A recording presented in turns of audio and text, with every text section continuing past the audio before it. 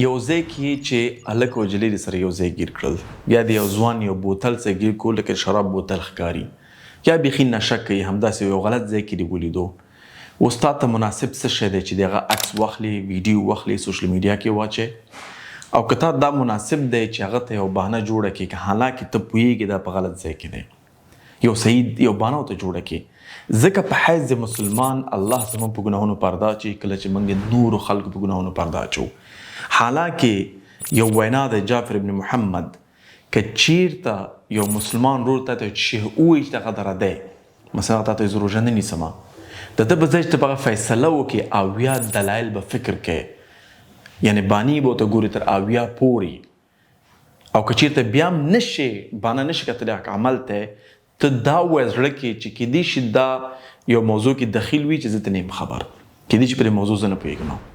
امام الشافعي وایي که یو مسلمان په ګیره زه شراب هم وګورم، نو زما به دلیل دا وي کیدای شي دغه شراب د هغه په ګیره چا چولی دي. نن سبا موږ د هر څه سرچپه کړی دی چې یو مسلمان په یو ځای کې وګورو چې هغه مناسب ځای نه دی، یا په یو حالت کې چې مناسب حالت نه دی،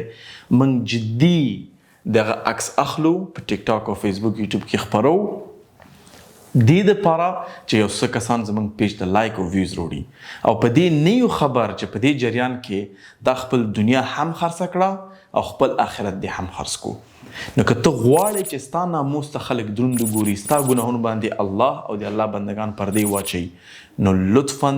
د نورو خلکو ګناهونو باندې پردې واچوه. ته نه پوهېږي چې کیدای شي هغه سړی په حق وي، په هغه ځای کې یو غلط ځای کې دی چې هغه یو بل دلیل دپاره راغلی چې والله اعلم موږ نه پوهېږو چې کوم دلیل دپاره راغلی دی، یا یو بل چې یو سړی یو غلط ځای کې دی، کیدای شي خپل ورور پسې ګرځي او ورور دلته وي، دا ورور پسې راغلی وي، موږ نه پوهېږو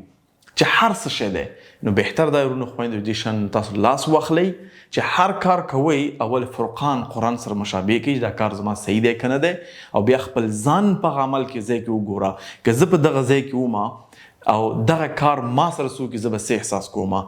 او بیا همغه شی خلکو سره دا کار وکړه. انشاءالله امید لرم دنه لاس واخله، او دا کوم ورور سره دا کار شوی دی او دا کارونه خلکو سره کیږي، الله دوی ته بدله ورکړي، ځکه د هغه کیدای شي ګناه کړی وي او توبه یې ویسي، الله بخلی وي، لیکن کوم شرم چې تا ورته ورسو،